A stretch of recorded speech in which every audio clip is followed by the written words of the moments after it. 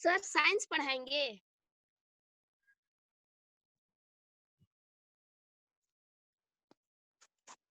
Maths पढ़ाएंगे।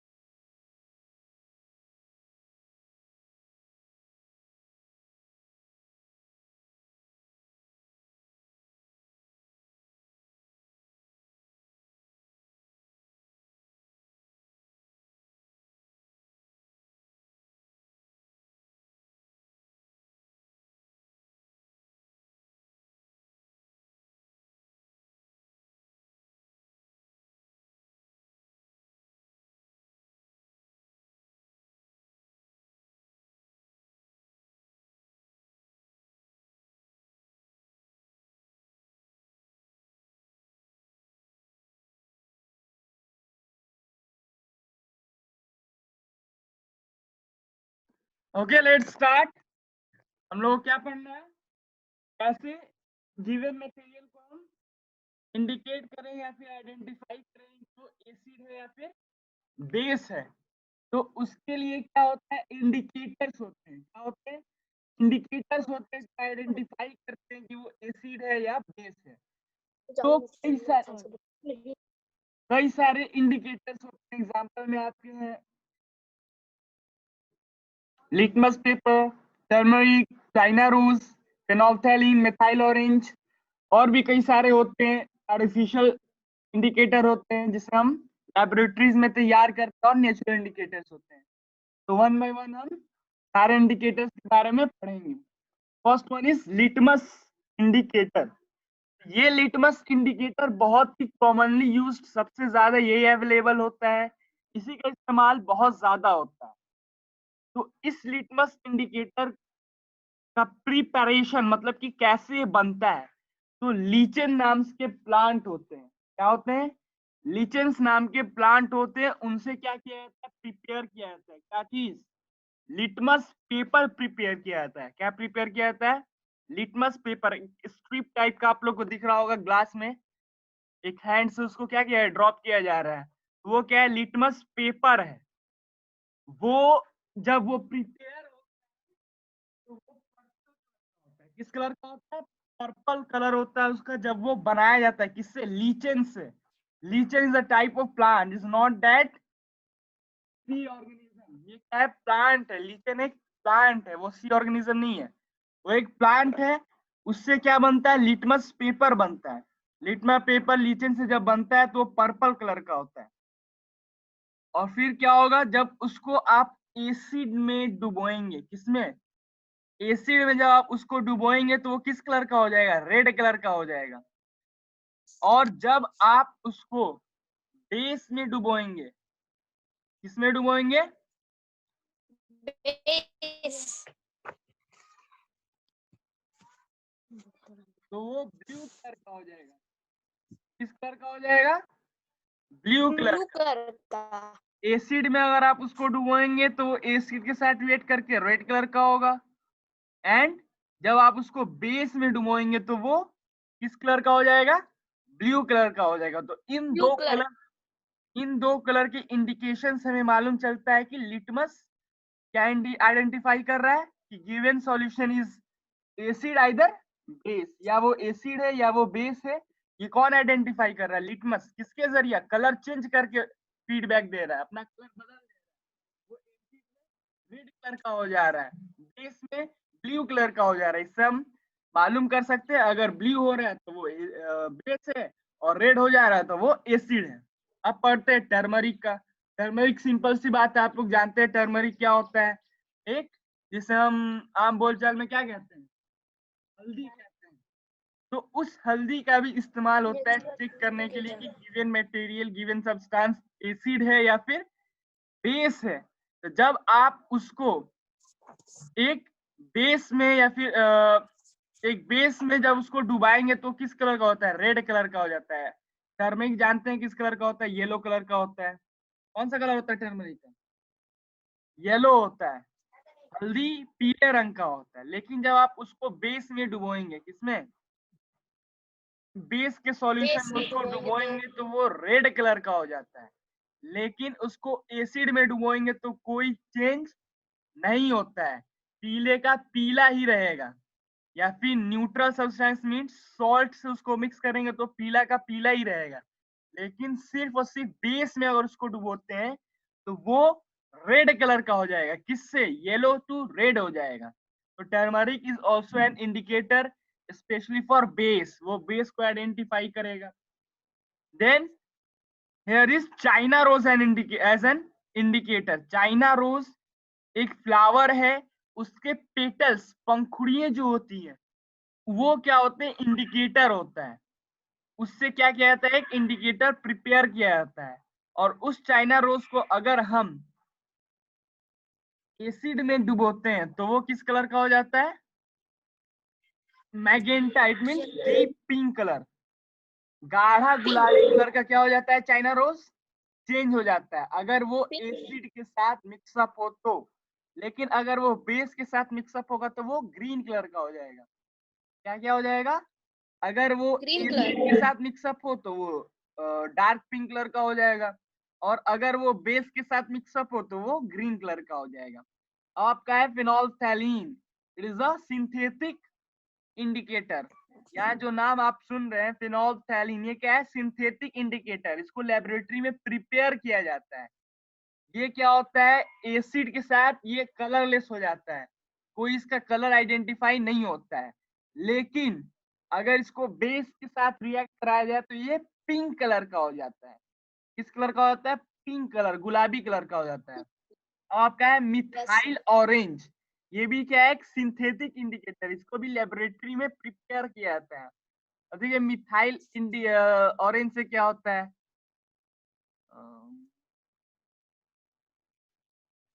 Methyl orange acid में orange colour ही रहता है, और बेस में क्या होता है? वो येलो कलर का हो जाता है। एसिड में ऑरेंज कलर रहेगा, बेस में वो येलो कलर का हो जाएगा।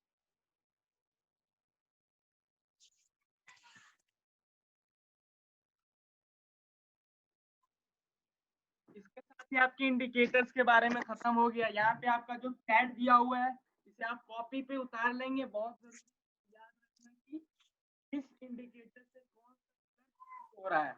सर आवाज नहीं आ रही है। आवाज आपको नहीं आ रही तो आपका नेटवर्क प्रॉब्लम है। यहाँ सारा चीज ठीक चल रहा है, यहाँ पे सारा सही किया जा चुका है। यहाँ आप लोग इस छोटे से टेबल की तरफ फोकस करें, किसमें क्या दिया हुआ है। इंडिकेटर के नेम दिए हुए हैं, और क्या दिया है? इस मीडियम वो सर पिंक कलर का हो जा रहा है। तो लिटमस इंडिकेटर है, क्या चीज है? ब्लू कलर का लिटमस है तो वो एसिड में रेड कलर का हो जाएगा, और बेस में ब्लू ही रहेगा क्योंकि वो ब्लू कलर को चेंज नहीं करता है। लेकिन अगर रेड लिटमस होगा तो वो बेसिक में क्या हो जाएगा? ब्लू कलर का हो जाएगा। अब यहाँ पे एक्स्ट्रा दिया हुआ है वो चीज आपका न्यूट्रल मीडियम में क्या होता है। न्यूट्रल मीडियम मतलब वो सब्सटेंस जो एसिड भी ना हो और बेस भी ना हो, तो ऐसे सब्सटेंस में क्या रिएक्शन होता है लिटमस पेपर का? तो ब्लू कलर का लिटमस पेपर रहेगा तो वो पर्पल कलर का हो जाएगा, और रेड कलर का लिटमस पेपर रहेगा तो कोई चेंज नहीं होगा। अब फिनोल्फथैलीन के बारे में जो हम पढ़ रहे थे, तो फिनोल्फथैलीन क्या होता है? एसिड में कलरलेस हो जाता है, न्यूट्रल में भी कलरलेस रहता है, लेकिन जब वो बेसिक में आता है तो वो पिंक कलर का हो पिंक हो जाता है। जाता है। मिथाइल ऑरेंज एसिड में ऑरेंज कलर का रहता है, न्यूट्रल में कलरलेस रहता है, बट वो बेसिक में येलो कलर का हो जाता है। येलो। अब हमें इन यूनिवर्सल इंडिकेटर के बारे में पढ़ना है। एक चीज होता है आपका, that is strong acid and weak acid, and strong base and weak base.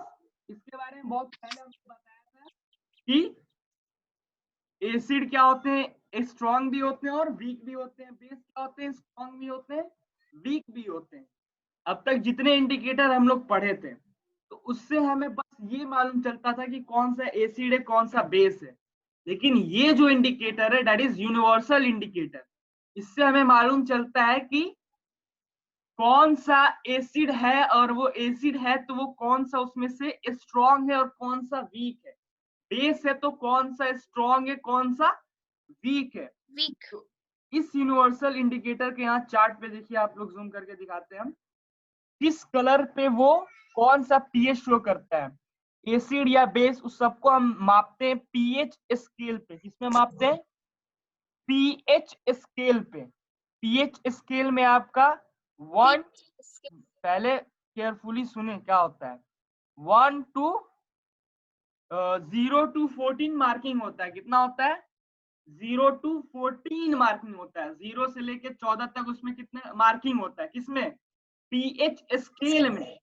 उस पीएच स्केल का अगर वैल्यू 1 से लेकर 7 तक हो, इट मीन्स 1 से लेकर 1 2 3 4 5 6 हो, तो वो क्या होगा? एसिडिक कहलाएगा।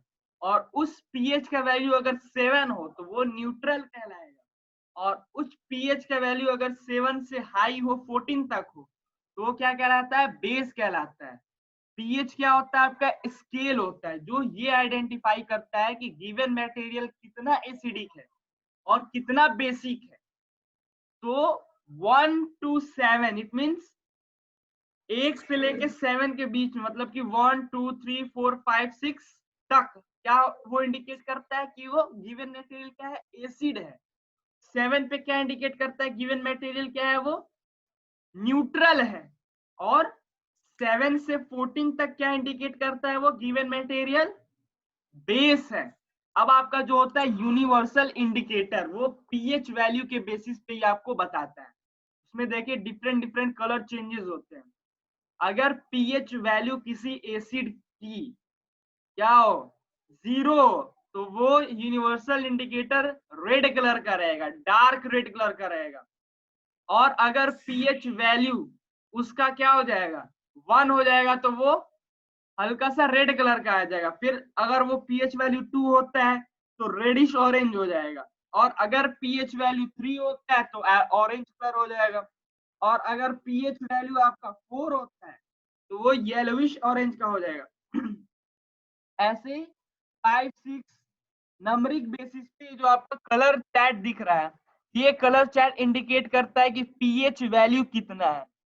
ये डिफरेंट डिफरेंट कलर में चेंज होते हैं अकॉर्डिंग टू एसिडिक बिहेवियर और बेसिक बिहेवियर, कि वो कितना एसिडिक और कितना बेसिक है। ये पूरा एक्यूरेटली कौन बताता है? यूनिवर्सल इंडिकेटर बताता है। इसके साथ ही आपका एसिड बेस और इंडिकेटर का टॉपिक खत्म होता है। अब जो हमें पढ़ना है वो है सॉल्ट्स। कि सॉल्ट्स क्या होते हैं? The third material that is salt. अब तक हम लोग पढ़े थे एसिड बेस, अब जो तीसरा चीज है वो क्या है? सॉल्ट है। तो सॉल्ट क्या होता है? न्यूट्रल होता है। एसिड और बेस जब दोनों एक दूसरे से रिएक्ट करेंगे, क्या करेंगे? एक दूसरे से रिएक्ट करेंगे तो क्या फॉर्म होगा? सॉल्ट बनता है। क्या बनता है? सॉल्ट बनता है, नमक बनता है। एसिड और बेस अगर एक दूसरे से रिएक्ट करें तो सॉल्ट का फॉर्मेशन होता है। एग्जांपल में यहाँ देखिए HCl, हाइड्रोक्लोरिक एसिड क्या है? एसिड है। और क्या है? NaOH, सोडियम हाइड्रोक्साइड, वो क्या है? बेस है। तो ये एसिड और ये बेस एक दूसरे के साथ रिएक्ट करके क्या बना रहे हैं? NaCl बना रहे हैं, जो क्या है? सॉल्ट है। सोडियम क्लोराइड वो क्या है? सॉल्ट है, जो आमतौर पे आप लोग अपने किचन में इस्तेमाल करते हैं जिस सॉल्ट का, वो सॉल्ट ये है, सोडियम क्लोराइड ही होता है। जो आप लोग किचन में जिस नमक का इस्तेमाल करते हैं वो नमक सोडियम क्लोराइड होता है। और किस चीज का फॉर्मेशन हो रहा है? वाटर का फॉर्मेशन हो रहा है। तो सॉल्ट क्या है? Salt is a neutralized substance which is formed due to the reaction of acid and base. Acid और बेस के रिएक्शन से जो सब्सटेंस बनता है उसे हम सॉल्ट कहते हैं। अब इस सॉल्ट का इस्तेमाल कहाँ का होता है?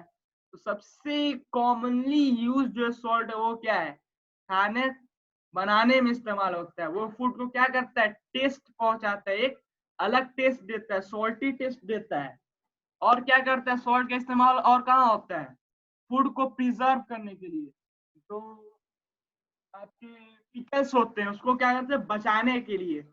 फंगस से बचाने के लिए उसमें क्या डाला जाता है, सॉल्ट डाला जाता है, नमक डाला जाता है। और क्या होता है, आइस को पिघलाने के लिए क्या छिड़का जाता है, उसके ऊपर नमक छिड़का जाता है। और भी आपके जो डिटर्जेंट्स बनते हैं, सोप बनते हैं, इन सब में किसका इस्तेमाल होता है, सॉल्ट का इस्तेमाल होता है। देखिए यहाँ पे different different type of salt के नेम दिए हैं और उसके यूजेस दिए हुए हैं। For example there is sodium chloride, it is the common salt used in food to enhance taste. It is good preservative and is used for preserving pickles. It is also used for producing freezing mixture by adding it to ice. इसके बारे में हमने अभी बताया कि ये common salt होता है, इसको टेस्ट पहुंचाने के लिए और ये अचार को प्रिजर्व करने के लिए अचार में उसको मिक्सअप किया जाता है। आपका एक सॉल्ट का एग्जांपल दिया हुआ है सोडियम कार्बोनेट, इसका इस्तेमाल होता है ग्लास बनाने में। किसमें इस्तेमाल होता है, ग्लासेस जो आप देखते हैं, शीशा जो आप देखते हैं, वो शीशे बनाने में किसका इस्तेमाल होता है, सोडियम कार्बोनेट का इस्तेमाल होता है। It is also known as washing soda which is used in making paper soaps and detergents. इसको एक और नाम से जाना जाता है, वो है वॉशिंग सोडा। इसका इस्तेमाल कहाँ होता है, पेपर सोप्स और डिटर्जेंट्स बनाने, मतलब कि पेपर सोप्स और सर्फ बनाने में इसका इस्तेमाल होता है। अब आपका एक सॉल्ट का नाम दिया है sodium bicarbonate, is also called baking soda. Baking soda के नाम से जानते हैं सोडियम बाइकार्बोनेट, वो क्या है, एक सॉल्ट है। इसका इस्तेमाल कहाँ होता है, it is used for baking cake and breads, is also useful in preparation of many medicine and even in fire extinguisher. घरों में जो सोडा आप लोग सुनते हैं कि सोडा डाला जाता है कई सारे फूड्स को प्रिपेयर करने के लिए, तो वो सोडा क्या होता है, एक सॉल्ट होता है। उसको हम बेकिंग सोडा आम बोलचाल में कहते हैं, लेकिन साइंस लैंग्वेज में उसे हम सोडियम बाइकार्बोनेट कहते हैं। उसका कहाँ इस्तेमाल होता है, ब्रेड केक बनाने में उसका इस्तेमाल होता है। अब आपका एक सॉल्ट दिया हुआ है copper sulphate, is used as drying agent in the anhydrous form as an additive or fertilizers and food and several industrial applications. Drying agent मतलब क्या हुआ, सुखाने के लिए। anhydrous मतलब क्या हुआ, वाटर के बिना, विदाउट वाटर। तो कॉपर सल्फेट एक सॉल्ट है जिसका इस्तेमाल कहाँ होता है, चीजें सुखाने के इस्तेमाल में होता है। ड्राइंग एजेंट का ये काम करता है, वाटर रिमूव करता है किसी चीज में से।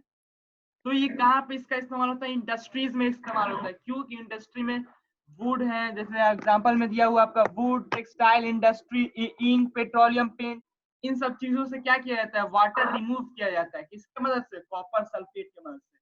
इसके साथ ही आपका क्या होता है, सॉल्ट भी टॉपिक कंप्लीट होता है। एडिशनल सॉल्ट के बारे में आप लोग को 10th क्लास में पढ़ना है नेक्स्ट टाइम।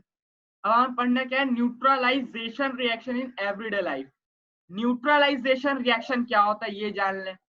एसिड और बेस जब एक दूसरे से रिएक्ट करते हैं तो एक न्यूट्रल सब्सटेंस बनाते हैं, इसे हम सॉल्ट कहते हैं। तो उसी रिएक्शन को हम न्यूट्रलाइजेशन रिएक्शन के नाम से जानते हैं। तो हमें ये जानना है कि हमारे आम जिंदगी में उसका क्या महत्वपूर्ण है, वो क्या रोल प्ले करता है हमारे जिंदगी में। तो अगर इंसेक्ट स्टिंग्स, मतलब कोई इंसेक्ट अगर हमें काटता है, फॉर एग्जाम्पल हनी बी होते हैं, वैस्प होते हैं, वो अगर हमें काटते हैं तो किसका इस्तेमाल किया जाता है, उसको हम न्यूट्रलाइज करते हैं। अगर हमारे शरीर में इंसेक्ट एसिड स्टिंग करते हैं, हमारे शरीर में अगर इंसेक्ट एसिड इंजेक्ट करते हैं तो उसको न्यूट्रलाइज करने के लिए हम उस पर बेस क्या करते हैं, मलते हैं। और अगर बेस इंजेक्ट करते हैं तो उसको न्यूट्रलाइज करने के लिए हम क्या मलते हैं, एसिड मलते हैं। फॉर एग्जांपल अगर देखिए एसिडिटी जो होता है, ज्यादातर एजेड लोगों में 45 इयर्स के जो होते हैं और उसके एबव होते हैं, उनके क्या होता है, स्टमक में एसिडिटी बढ़ जाती है। इट मींस एसिड का मात्रा उनके स्टमक में बढ़ जाता है। तो उसको न्यूट्रलाइज करने के लिए उनको क्या दिया जाता है, बेस दिया जाता है। उस बेस का नाम क्या है, एंट एसिड कहते हैं। ऐसे बेस को एंट एसिड मतलब जो एसिड के खिलाफ हो, एसिड को न्यूट्रलाइज करे।